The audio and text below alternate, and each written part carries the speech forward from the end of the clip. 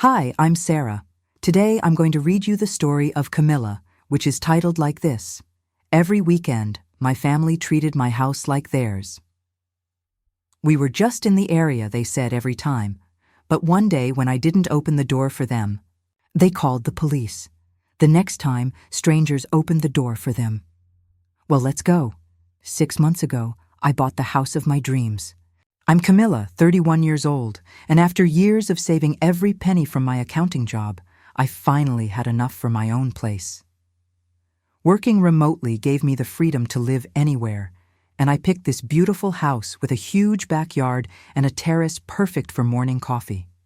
The house had everything I wanted: 3 bedrooms, 2 bathrooms, and a perfect office space where I could spread out my client files without anyone bothering me. The kitchen was modern, the living room spacious, and that terrace, God, I loved. Sitting there with my laptop on quiet mornings. My family came for the housewarming party 2 weeks after I moved in. Mom and Dad arrived first, followed by my older sister Rachel with her husband Mark and their 2 kids, little Emma, who's 5, and Jake, who's 7. "This place is huge," Rachel said as she walked through the front door, her eyes scanning every corner. "Thanks. I worked hard for it," I replied, leading them to the kitchen. Dad stepped onto the terrace. This backyard could fit a football field. Rachel appeared beside us with Mark trailing behind. "Honestly, Camilla, this house is way too big for just one person. A family with kids would really make use of all this space." I forced a smile and changed the subject. "Anyone want to see my office?" The rest of the evening went well. Everyone praised the food and seemed happy. For me, after they left, I sat on my terrace with wine, enjoying the perfect silence. 2 months later, I hosted a Christmas party. I spent days decorating and preparing guest rooms. My parents came early. Rachel's family stayed overnight, and extended family showed up too.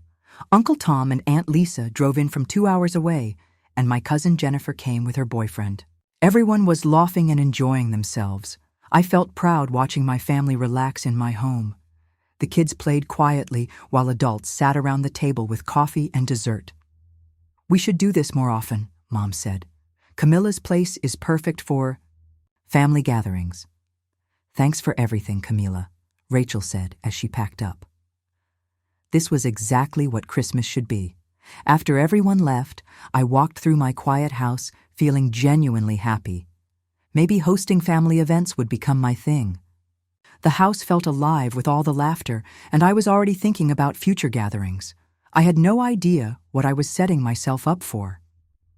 3 weeks after Christmas, my phone rang. It was, "Mom, hi honey, I have some news. Jake's birthday is coming up in 2 weeks, and Rachel wants to throw him a big party with lots of kids and an animator." "That sounds nice," I said, not seeing where this was going. "Well, her apartment is way too small for 15 children, so we all decided it would be better to have it at your house." My stomach dropped. "What? Mom, I don't want a children's party at my house." "But Camilla, honey, Rachel's place can't fit. 15 kids. Your backyard is perfect for it." The thought of 15 screaming children running around my house made me feel sick. "Mom, why don't you just book a children's center? They have cafes and animators there. It would be much better. Those places are expensive and your house is free. Plus, the kids would love all that space." I felt trapped. "Fine, but Rachel has to clean up everything afterward. That's my only condition." "Of course, dear. She'll take care of everything." 2 weeks later, my house was invaded. 58-year-olds showed up with their parents who immediately left. The animator was some college kid who looked overwhelmed from the start. Rachel spent most of the time on her phone while kids ran wild through every room of my house. They tracked mud through the kitchen, jumped on my couch with dirty hands, and somehow got chocolate fingerprints on walls I didn't even think they could reach. The backyard looked like a tornado hit it. Toys were scattered everywhere. Drinks were spilled on my outdoor furniture, and someone had drawn in the dirt with sticks. The animator kept losing control of the group. Kids were running upstairs into my bedroom, going through my office, and one even tried to climb onto my dining room table. I spent the whole party following them around, trying to prevent total destruction. When it finally ended and the last parent picked up their child, I found Rachel sitting on my couch looking exhausted. "Okay, time to start cleaning," I said. Rachel stood up slowly. "Actually, I'm completely dead tired. I need to get home to Mark and the kids." "What? We agreed you'd clean up afterward." She smiled at me like I was being ridiculous. "Camilla, you don't have kids or a family to take care of. You can handle this yourself. I have to get home to make dinner for my husband and put my children to bed." She grabbed her purse and called for Emma and Jake. They walked right past me like I was invisible and headed for the door. "Thanks for letting us use your place," she called over her shoulder. I stood in the middle of my trashed house, surrounded by sticky plates, crushed crackers ground into my carpet, and streamers hanging from my ceiling fan. The silence that I used to love now felt crushing. I called a professional cleaning service because there was no way I could handle this mess alone. The cleaning company showed up the next morning with industrial equipment and 4 workers. It took them 6 hours to get my house back to normal. When they handed me the bill, I nearly choked. $850. I took a picture of the receipt and sent it to our family group chat with a message. Rachel should pay this since she was supposed to clean up after the party. My phone exploded within minutes. "Rachel, are you seriously asking me to pay for your house cleaning?" "Mom, Camilla, that's very greedy of you. It was just a children's party. Mark, we can't afford that right now. Kids make messes. It's normal." "Dad, I'm disappointed in you, Camilla. Family helps family." I stared at the messages flooding in each one, making me feel worse. Finally, I typed back, "Never mind, forget I asked." The chat went quiet after that. I turned off my phone and spent the rest of the day working, trying to forget the whole thing happened. A month passed peacefully. I got back into my routine of morning coffee on the terrace, quiet work days in my office, and evenings reading or watching Netflix. The house felt like mine again. I almost forgot about the disaster of Jake's birthday party. Then Saturday morning came. I was in my pajamas working on a client's quarterly reports when I heard cars pulling into my driveway. Through my office window, I saw Mom and Dad jetting out of their car, followed by Emma and Jake jumping out of the back seat. I threw on a robe and opened the front door. "Hey, what are you guys doing here? We were in the neighborhood and thought we'd—" "Stop by," Mom said, pushing past me into the house. "The kids wanted to see their aunt, Camilla. We want top play in the backyard," Emma announced, already heading for the sliding door. "Hold on," I said. "I'm actually working right now. Maybe you could call first next time." Dad was already settling into my recliner with the TV remote. "Don't mind us, we'll just hang out for a bit." "Actually," Mom called from the kitchen, "we're pretty hungry. You have eggs and bacon, maybe some pancakes too." Before I knew it, I was cooking breakfast. For lunch, for 4 unexpected guests, while trying to keep an eye on the kids through the window. They were running around my yard, picking flowers and throwing dirt at each other. "This is nice," Dad said, not looking away from my TV. "We should do this more often." They stayed until 8 p.m. They ate everything in my refrigerator. The lunch I cooked, leftover Chinese takeout, I was saving for dinner, yogurt, fruit, even the emergency frozen pizzas I kept for busy nights. Mom made herself completely at home. Reorganizing my spice cabinetto be helpful. The kids tracked mud through the house again, and Dad watched my streaming services all day, leaving me unable to work. When they finally left, they didn't say goodbye. Mom knocked on my door. Surprise. We were all in the area and decided to visit. I opened the door already exhausted. All of you were just in Theoria. What a coincidence, right? Aunt Lisa laughed. Tom suggested we all stop by since you have such a lovely home. They filed into my house like they owned it. Uncle Tom immediately headed for the terrace. Perfect day to sit outside. "You don't mind if we stay for lunch, do you?" It wasn't really a question. Jennifer was already exploring my kitchen. "Camila, do you have sandwich stuff?" We could make a big lunch spread on Theatris. Actually, why don't we just order food again? Mom suggested. It's easier. I found myself ordering $75 worth of Chinese food while 6 adults made themselves comfortable in my house and the kids tore up my backyard again. They stayed until almost midnight, talking and laughing while I calculated how many work hours I was losing. As they were finally getting ready to leave, Aunt Lisa hugged Mom. What a wonderful idea this was, having Saturdays at Camilla's place. We should definitely do this every week. My blood turned cold every week. That sounds perfect, Mom beamed. Camilla loves having family around. I spent the entire week dreading Saturday. The thought of another invasion made my stomach twist every time I thought about it. By Friday night, I'd made my decision. I simply wouldn't open the door. Saturday morning came, and right on schedule, I heard the familiar sound of multiple cars pulling into my driveway. I peeked through my blinds and saw the same group as last week. Mom, Dad, the kids, Uncle Tom, Aunt Lisa, Jennifer, and Dave. They were already heading toward my front door like they owned the place. The knocking started immediately. "Camilla, we're here," Mom called out cheerfully. I stayed in my office chair, heart pounding. The knocking got louder. "Camilla, your car's in the driveway. So know you're home," Dad shouted. I took a deep breath and walked to the door. "I'm not letting you in today," I called through the wood. Silence, then an explosion of voices. "What do you mean? You're not letting us in?" Mom's voice was shrill. "Open this door right now," Uncle Tom demanded. "And Camilla, we want to play," Emma wed.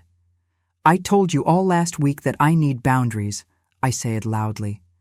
"I'm working today and I don't want visitors." Mom started pounding on the door harder.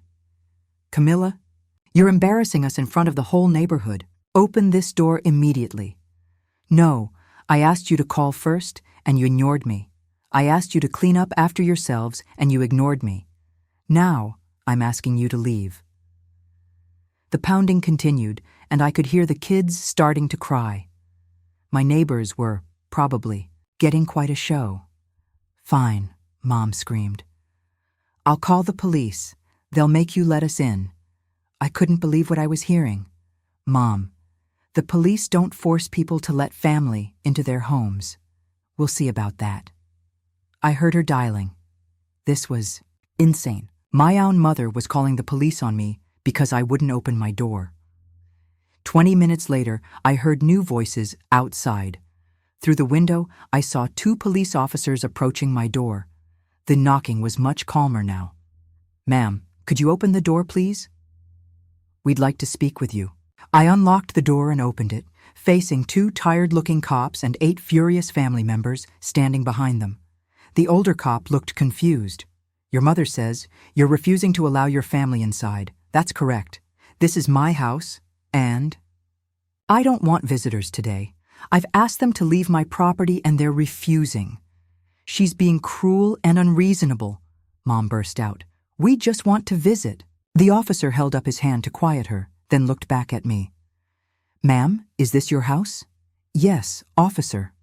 I own it. I have every right to decide who comes in." He nodded. "You absolutely do. And you have the right to ask people to leave your property, even family members." Everyone behind him gasped. "What?" Aunt Lisa sputtered. "You can't be serious." "I'm completely serious," the officer replied. "This lady has every legal right to deny entry to anyone she chooses. You all need to leave her property now."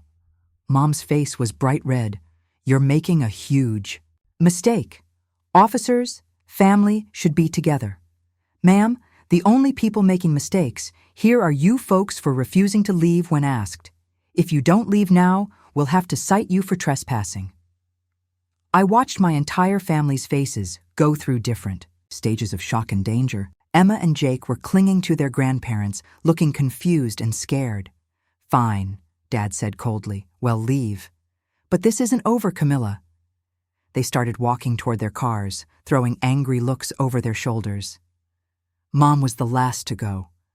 "You're going to regret this," she hissed at me.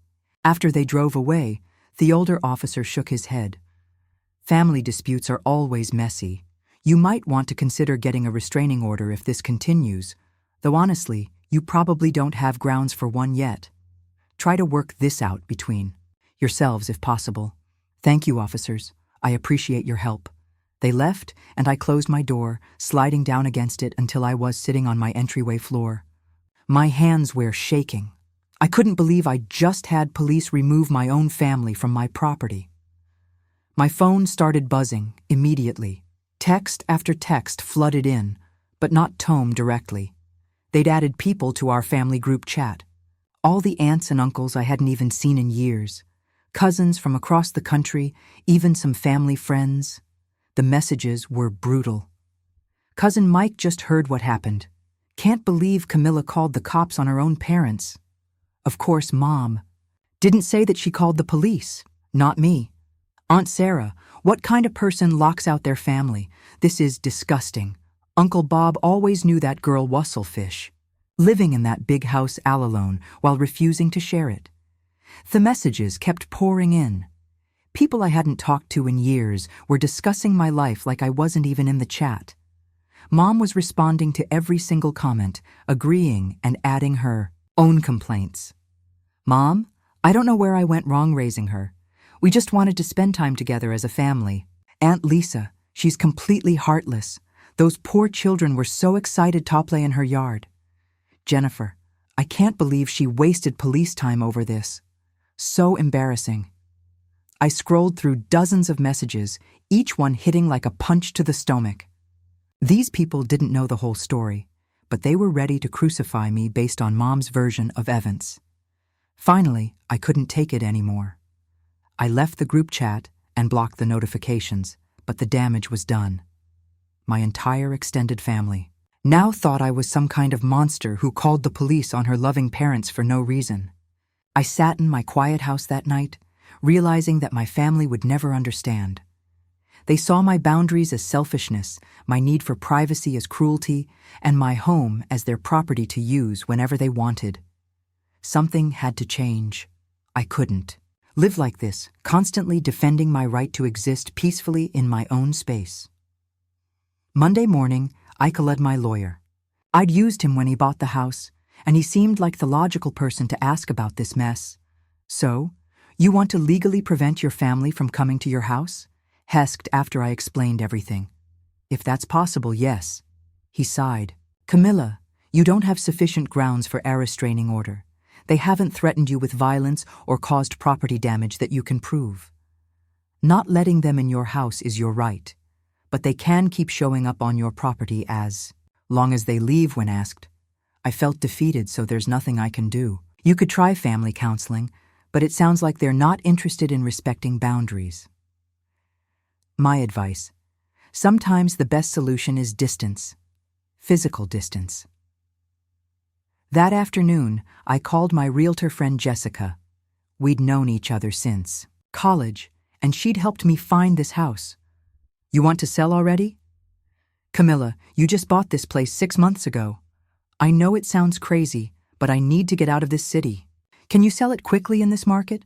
Absolutely. Houses like yours are in high demand. I could probably have it sold within a month if you're willing to price it right. Do it. Next, I called my best friend Sarah, who lived in the neighboring state. We'd been friends since high school, and she'd been begging me to move closer for years. I need to ask you a huge favor. Can I stay with you for a few weeks while I look for a house out there? Of course. But why? What happened? I told her everything. Sarah listened without interrupting, making the occasional angry noise when I described the birthday party or the police incident. 2 days later, I packed my most important belongings, left the keys with Jessica, and drove 6 hours to Sarah's apartment. She helped me start looking for houses online immediately. Look at this one, she said, showing me a listing on her laptop, similar to your old place, but the backyard is even bigger and it has a pool. The house was perfect. Same style as my old one, but updated with a gorgeous yard and that pool I'd always wanted. I made an offer that same day. 3 weeks later, Jessica called with good news. Sold. The buyers love the place and want to close as soon as possible. That was fast. I told you your house was exactly what people are looking for. Another week passed before I got the call that changed everything. My cousin Amy called my cell phone. Hey Camilla, I wanted to give you a heads up about this weekend. Your parents and aunts and uncles are all planning to show up at your house again. They're bringing even more kids this time, all the cousins and their children. Mom said they figure you can't possibly keep out that many family members. I almost laughed. Is that right? Yeah, they're really excited about it. They think you'll have to let them in if there are like 20 people. There, I was sitting by my new pool, enjoying the sunshine and the complete silence.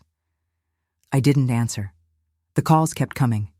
Dad, Mom, Rachel, Uncle Tom. I let them all go to voicemail. Then the text started. Dad, why aren't you answering your door? Mom, there. Are strangers in your house? Where are you? Rachel, some couple with kids answered your door. What's going on? Uncle Tom, did you move? Why didn't you tell us? I smiled and turned off my phone. That evening, I finally turned it back on. There were 37 missed calls and twice as many text messages. Most were variations of the same confusion and anger. Finally, Mom called one more time. This time, I answered. Where are you? She screamed before I could say hello. There are strangers living in your house. Where the hell are you? I'm in my new house in a different state. Silence. What do you mean, new house? I sold the old one and moved away. I got tired of you people treating my home like your personal playground. You can't be serious. You moved away because of us. I moved away because you wouldn't respect my boundaries, I asked nicely. I set clear limits and you ignored everything I said, so I left. Mom started crying. Camilla, you can't do this to us. We just wanted to spend time with you. We love you. That wasn't love, Mom. That was you using me. Love would have meant respecting my space and my time. Please, honey, we can work this out. We'll do better. I promise. It's too late. I'm done. You can't be done with your family. Watch me. I hung up and immediately blocked everyone's phone numbers, all of them. For months after that, I lived peacefully in my new house. I worked from my new office, swam in my pool, and enjoyed the kind of quiet I'd forgotten was possible. Sarah visited on weekends sometimes, and we'd sit on my deck drinking wine and laughing about how ridiculous my old life had been. Months after I moved, I got an email from Mom. Somehow she'd found my work email address. Dear Camilla, I hope you're well. We all miss you terribly and realize now that we may have been too demanding of your time and space. We've talked it over as a family, and we understand we made mistakes. We would love the chance to visit you in your new home and show you that we can respect your boundaries. Please consider letting us back into your life. Love, Mom. I read it 3 times, feeling absolutely nothing. No anger, no sadness, no temptation to respond. The woman who wrote this email was the same one who had called the police when I wouldn't open my door. The same one who had watched her other daughter stick me with an $800 cleaning bill and called me greedy for asking for reimbursement. The same one who had spent months turning my home into a free restaurant and daycare center. I deleted the email and blocked that address too. I live quietly now. My house is exactly how I like it. My weekends are my own, and nobody shows up demanding food or leaving messes for me to clean. Sometimes I wonder if I overreacted, if I should have tried harder to make it work. Then I remember what it felt like to dread Saturday mornings, to have my work interrupted by people who saw my boundaries as suggestions, and to be called cruel for wanting basic respect in my own home. I don't wonder anymore. I made the right choice. Sometimes, family isn't the people you're related to. It's the people who actually treat you like family should.